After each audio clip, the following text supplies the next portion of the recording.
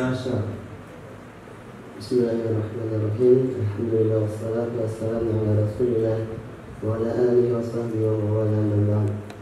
ربنا اشرح لنا صدورنا ويسر لنا أمورنا واحلل عقدة من لساننا يفقهوا قولنا.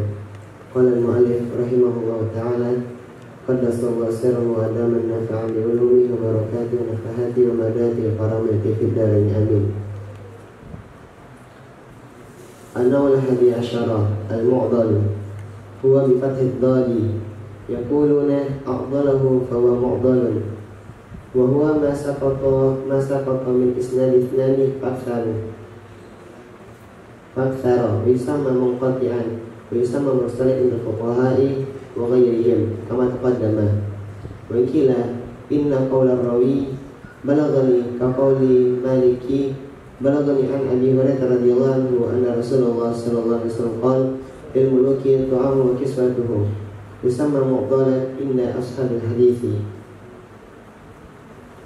وإذا روى تابع التابعين عن تابعين حديثا وقفوا عليه وهو عند ذلك التابعي مرفوع متصل وهو معضل.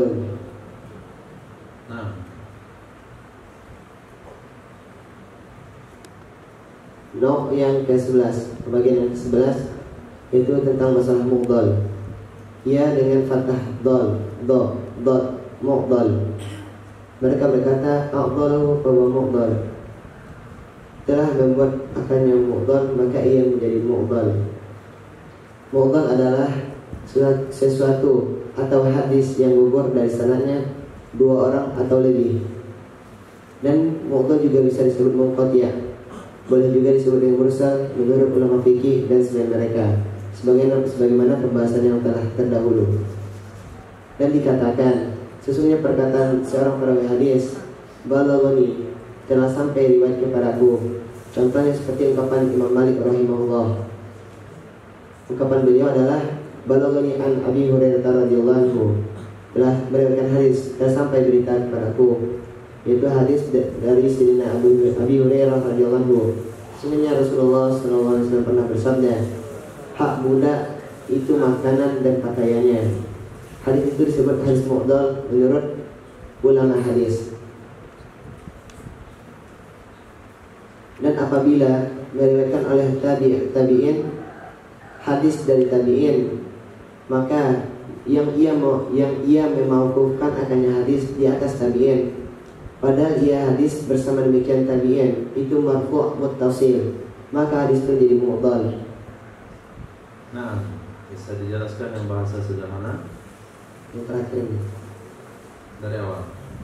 Mu'dal hadis yang dibuang atau yang hilang dari sanadnya dua orang atau lebih.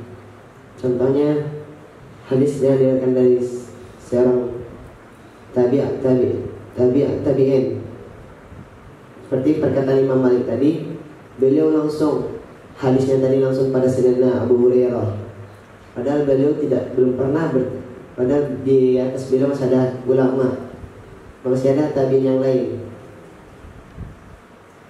Kira-kira siapa yang tidak disebutkan oleh Imam Malik dalam sanad hadis itu?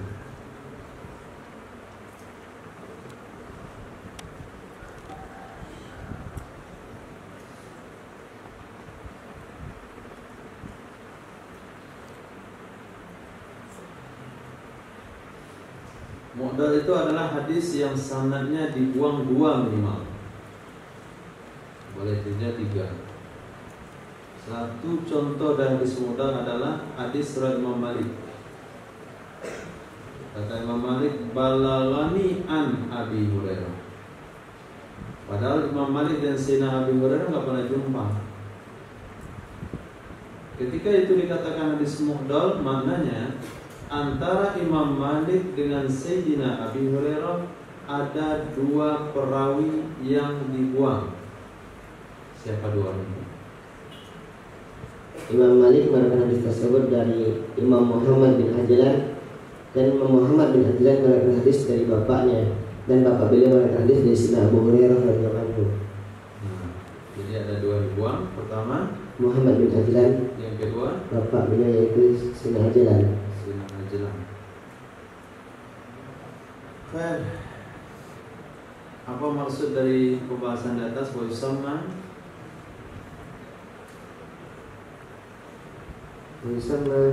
munqati'an, dan bisa juga disebut munqati', bisa juga disebut dengan hadis mursal menurut ulama fikih. wa iza rawa Apabila tabi'at tabi'in meriwayatkan satu hadis dari tabi'in yang ia memauqufkan hadis tersebut di atasnya tabi'in, yang ia memauqufkan akannya hadis di atasnya tabi'in, padahal hadis tersebut yang hadis yang ada bersama tabi'in itu kedudukannya marfu' muttasil, itu langsung bersambung kepada Nabi, tidak ada kekurangan satupun dari perawinya. Tapi ketika hadis tersebut sampai kepada tabi'in, maka tabi'in tadi itu membuat hadis itu mauquf, membuang atau menggugurkan salah satu perawi, maka ketika itu kedudukan hadisnya berubah menjadi mu'dhal. membuang salah satu perawi, membuang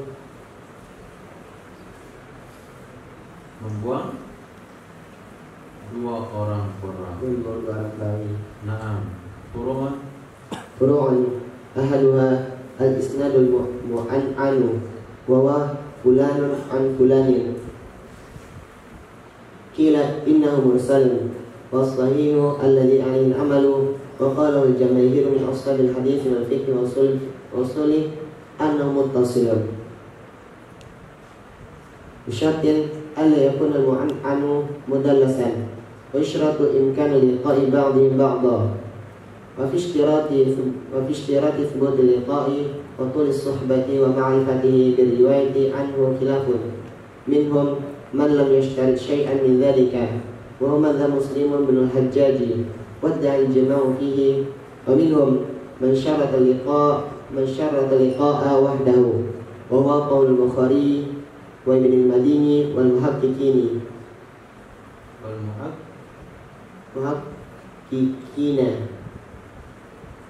ومنهم من شرط طول الصحبة ومنهم من شرط معرفة بالرواية عنه وكثر في هذه الإعصار استعمال عن في الإجازة فإذا قال أحدهم قرأت على فلان عن فلان فمراده أنه رواه عنه بالإجازة. Nah, jelaskan. Beberapa ulasan, salah satunya hadis yang mempunyai sanad yang disebut dengan sanad mu'an'an. Apa itu hadis yang bersanad mu'an'an? Hadis yang di dalam perawinya sering digunakan kalimat an. Contohnya dari Imam A, an Imam B, an Imam C, sampai seterusnya pada Rasulullah SAW sering menggunakan kalimat an. Maka ada pendapat yang mengatakan hadis mu'an'an kedudukannya hadis mursal. Itu pendapat yang lemah. Lalu pendapat yang kuat adalah pendapat yang bisa diamalkan adalah perkataan jumhur ulama hadis, ulama fikih dan ulama usul, sesungguhnya hadis mu'an'an kedudukannya hadis muttasil. Dengan syarat bahwa tidak adalah hadis mu'an'an itu adalah mudallas. Ayakuna mu'an'in, jangan mu'an'an lagi. Hadis nggak pernah mudallas. Yang mudallas itu mu'an'innya. Dengan syarat bahwa adalah perawi yang meriwayatkan hadis mu'an'an itu mudallas. Anlah. Dengan syarat bahwa tidak adalah perawi yang meriwayatkan hadis tersebut mudallas. Apa itu mudallas?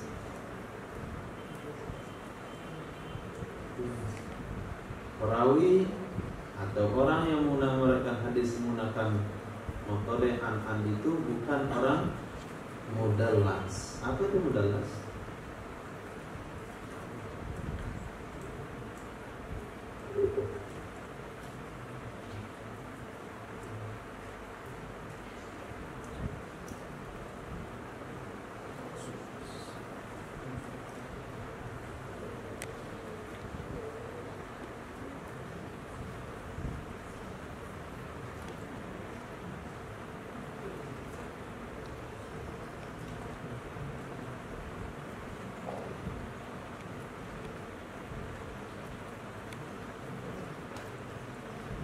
mudalas terbagi dua.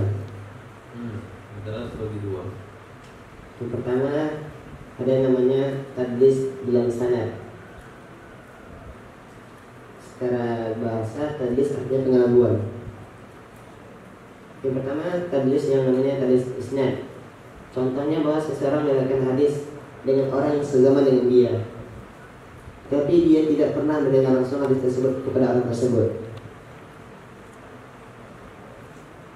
Kemudian dia cuma mendengar hadis tersebut dari orang lain yang mengatakan kalau hadis tersebut dari ulama yang dikatakan tadi. Tapi dalam periwayatan dia langsung menisbahkan dirinya kepada ulama tersebut. Itu disebut dengan tadlis isnad.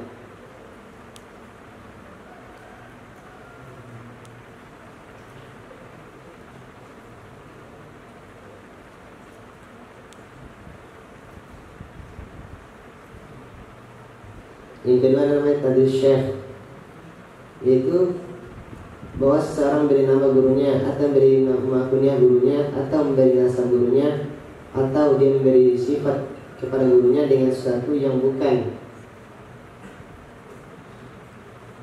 yang tidak dikenal, sesuatu yang tidak dikenal secara umum, itu disebut dengan tadlis. Oke, berarti orang yang suka mengelabui. Nah, jadi perawi hadis mu'an'in itu bukan, atau pelaku mu'an'in itu bukan orang yang suka mengelabui dalam periwayatan hadis.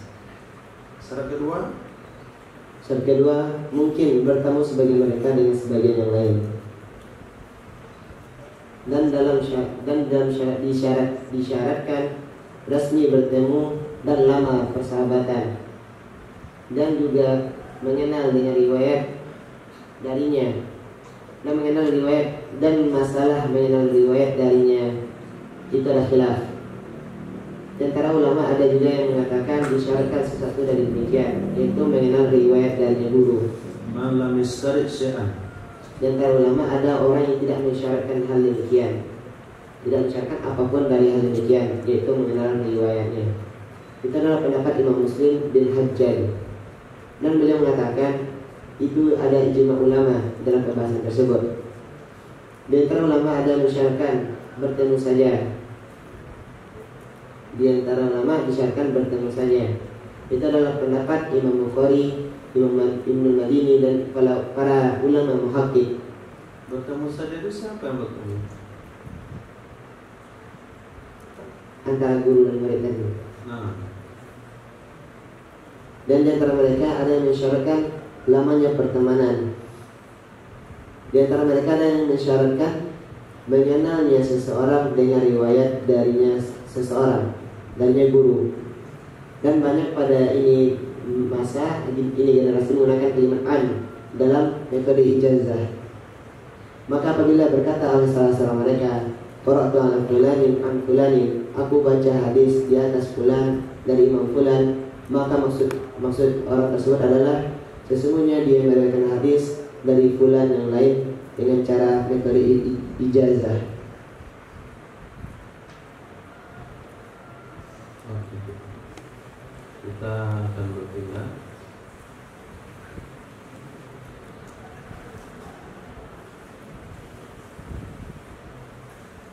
ke mana maksudnya?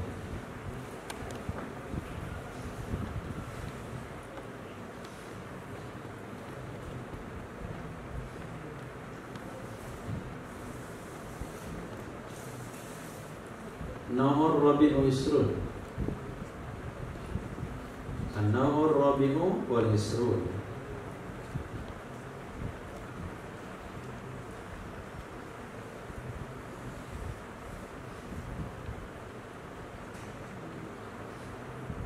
An-Naur Rabi'u wal Isrun. Kaifiyatu istima'il hadithi wa tahammuluhu wa sifatu dhabtihi. Takbalu riwayatul Muslim al-balighi ma tahammalu qablahuma wa manathani qawmun fa'akhtau. Qala jama'atun minal ulama'i yustahabu ay yabtadi'a bisama'il hadithi ba'da 30 sanatan wa qila ba'da 20. Wassawabu في هذه الأزمان التذكير به من حين يصح سماعه وبكتبه وتقييده حين يتأهل له ويختلف باختلاف الأشخاص. ونقل القاضي عياض رحمه الله أن أهل الصنعة حددوا أول زمان يصير فيه السماع ب5 سنين، وعلى هذا استقر العمل.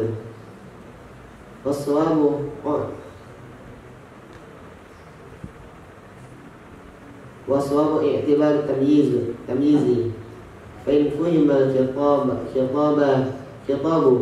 ورد الجواب كان مميزا صحيح السماع، وإلا فلا. وروي نحو هذا عن موسى بن هارون وأحمد بن حنبل.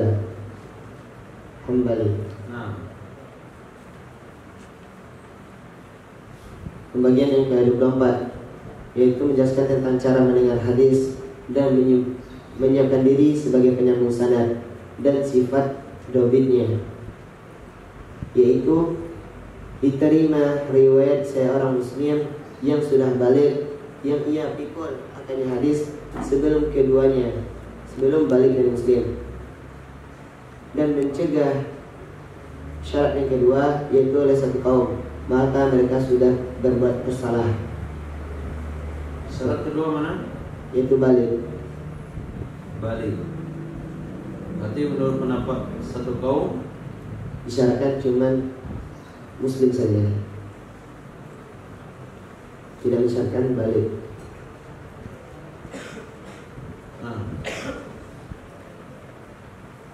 Berkata sekelompok ulama dianjurkan bahwa ia mengawali dengan belajar hadis setelah berusia 30 tahun.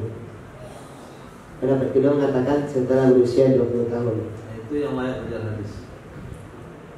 Setelah usia 20, baru masuk daurah hadis. Pendapat pertama lebih seru lagi, 30. Oke, terus yang benar pada zaman adalah lebih cepat dengan hadis dari ketika sudah sah mendengarnya dia, dan kemudian dengan cara menulis hadis, dan kemudian memberi taqiyat atau memberi catatan kaki ketika ia telah menjadi ahli baginya,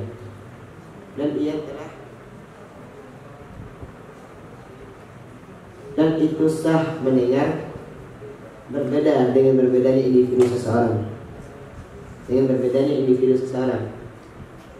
Menukil oleh Al-Iyad rahimahullah, sesungguhnya penduduk San'ah termasuk satu tempat, mereka beri awal masa yang sah padanya mendengar hadis yaitu berusia 5 tahun, dan berdasarkan ini tetaplah amal berusia 5 tahun. Namun pendapat yang benar adalah memperhitungkan tamyiz. Jika dia paham akan pembicaraan dan ia bisa memberikan jawaban, maka adalah dia sudah menjadi mumayyiz yang sah menjadi pelajar hadis. Jika ia belum bisa menjawab, memahami, maka dia belum sah menjadi pelajar hadis. Diriwayatkan seumpama ini dari Imam Musa bin Harun dan Imam Ahmad bin Hanbal. Lanjut. Bayan maqsami turuki tamulil hadithi wa majami'uha samaniyat aqsamin. Al-awwalu sama'u lafdhi syekhi wa huwa imla'un wa ghairuhu min hifdhin wa min kitabin wa huwa arfal aqsami inda jamaili. Qala al-qadhi Iyadun la khilafa annahu yajuzu fi hadha lisami'i ayakula fi riwayatihi haddatsana wa akhbarana wa anba'ana wa sami'tu fulanan wa qala lana wa dzakara lana. Qala al-khatibu arfa wa sami'tu thumma haddatsana wa haddatsani thumma akhbarana wa huwa katsirun fil istimali. Penjelasan pembagian cara-cara menempatkan diri dalam hadis, dan semua cara itu menempatkan diri dalam hadis maksudnya apa? Cara-cara menerima periwayatan hadis. Pahamul hadis artinya menerima periwayatan hadis. Penjelasan pembagian cara-cara menerima periwayatan hadis, dan semuanya itu ada 8 pembagian. Yang pertama, mendengar lafaz hadis dari syekh atau dari guru, yaitu dengan cara imla, didiktekan, dan cara yang lain dari segi hafalan dan dari kitab. Dan itu adalah yang paling tinggi pembagian menurut ulama, jumhur ulama. Berkata Qadiyat, tidak ada khilaf. Sesungguhnya boleh pada ini bagi orang yang belajar hadis bahwa yang mengatakan di dalam riwayatnya menggunakan kalimat haddatsana, menggunakan kalimat akhbarana, amba'ana, sami'tu fulanan, qala lana, dan dzakara lana. Berkata Imam Khatib, yang paling tinggi kualitasnya adalah sami'tu. Kemudian setelah itu kalimat haddatsana dan haddatsani. Kemudian baru kalimat akhbarana. Dan itu yang paling banyak dalam pemakaian. Wa kana hadza qabla an yashi'a takhsisu akhbarana bil qira'ati ala syekhi. Qala thumma ambana wa nabba'ana wa huwa qalilun fil istimali. Qala syekhu haddatsana wa akhbarana arfa'u min sami'tu min jihatin ukhra idh laysa fi sami'tu dilalatan ala anna syekha rawahu iyahu bi khilafihima. Amma qala lana fulanun aw dzakara lana fa haddatsana ghayra annahu la'iqun bi sama'il mudzakarati wa huwa bi ashbahu min haddatsana wa udul ibarati qala aw dzakara min ghairi li aw lana wa aidan mahmulan ala sama'i idza qurifa liqa'u ala ma taqaddama fi nawil mu'dali la sayyima in qurifa annahu la yaqulu qala illa fima sami'ahu minhu.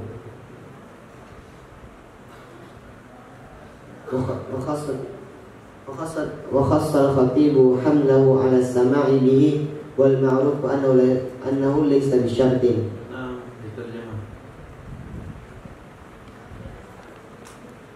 Dan adalah ini pernyataan sebelumnya, itu sebelum tersebar dengan mengkhususkan lafaz akhbarana kalau membaca di atas guru, membaca hadis kepada guru.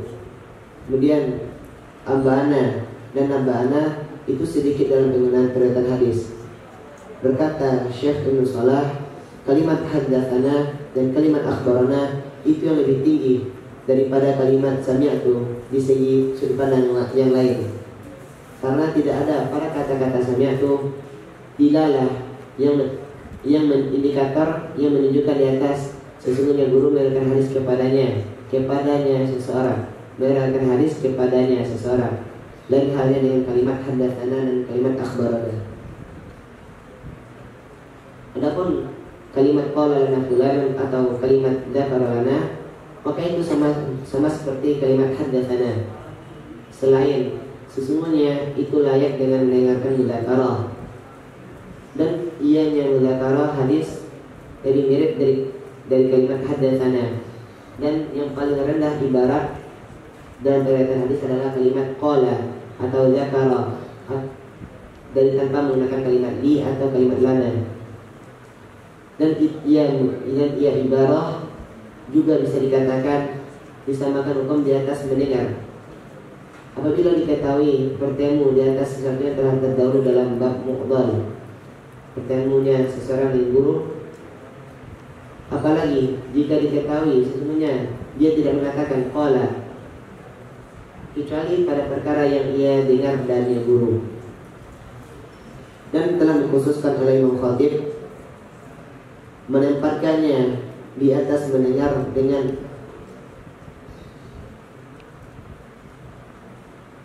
khusus orang tadi, dan yang perlu diketahui sesungguhnya itu bukanlah dengan syarat. Coba disimpulkan, tapi susah untuk disimpulkan karena penjelasannya memang sepanjang itu. Qismu tsani. Al-qismu tsani al-qira'atu 'ala asy-syaikh. Yusammiha al-muhadditsina afdal. Sawa'un qara'ta aw ghayraka wa anta tasma'u min kitabin aw hifdhin hifdha syekh am la. Idza amsaka aslahu huwa aw thiqatun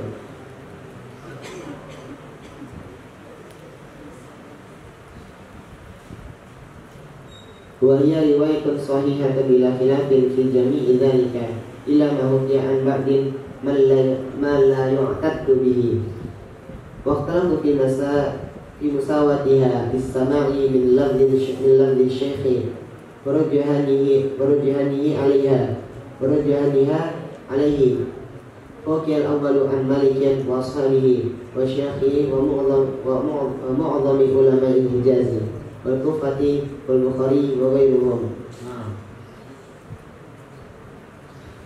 Pembagian metode pembelajaran hadis yang kedua adalah yaitu membaca hadis kepada guru.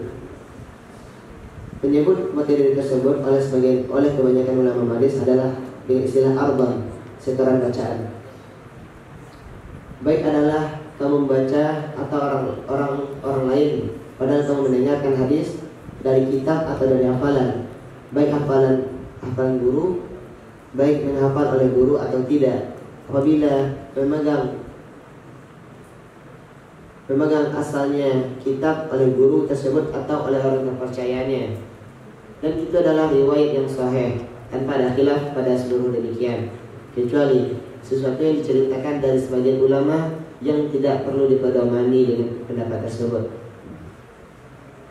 Dan ulama berbeda pendapat di segi sama kedudukannya qiraah dan bagi mendengar, di segi dari lafaz guru dan kuatnya mendengar guru di atasnya qiraah syekh, dan pendapat ketiga kuatnya qiraah atas syekh di atasnya mendengar atas syekh.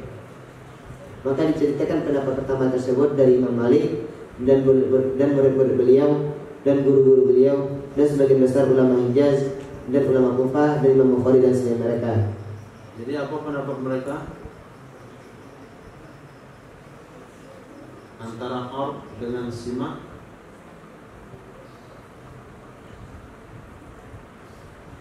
Ada yang mengatakan, pendapat pertama mengatakan pendapat simak lebih kuat. Imam Malik, murid Imam Malik, guru Imam Malik, sebagian besar ulama Hijaz, ulama Kufah, Imam Bukhari, yang lain-lain. Apa pendapat mereka tentang simak dan arf? Mereka menyatakan berpendapat sama kedudukannya antara arf dan simak. Nah, pendapat mereka mengatakan simak dan arf hukumnya sama. Al-Malikin. Pendapat kedua itu dari jumhur ahli ulama timur, dan itulah pendapat yang kuat. Mana pendapat kedua? Simak lebih kuat daripada qiraah. Nah, pendapat ketiga? Qiraah lebih kuat daripada simak. Itu ada pendapat Imam Abi Hanifah, Imam Ibn Abi Dhi'bin dan selain keduanya. Dan satu pendapat yang riwayat katakan itu juga merupakan pendapat Imam Malik. Nah, walaupun Imam Abi Hanifah tersohor dalam fikih, Imam Malik dalam hal fikih juga dalam hadis, Imam Syafi'i dalam hal fikih, tapi mereka tidak pernah terlepas dari yang disebut dengan ilmu mustalahul hadis. Mereka punya pendapat dalam ilmu mustalahul hadis. Imam Malik, guru-guru beliau, ulama-ulama Hijaz, Imam Syafi'i, Imam Abi Hanifah, itu mereka punya kontribusi dalam ilmu mustalahul hadis. Jadi tidak ada bahasa saya hanya takhasus fikih, tidak tahu dengan ilmu mustalahul hadis. Ilmu mustalahul hadis adalah suatu ilmu yang mesti dikuasai, yang digandengkan dengan ilmu fikih. Wasani an-jumhuri ahli al-masyriqi wa sahih. Jadi pelajar hadis.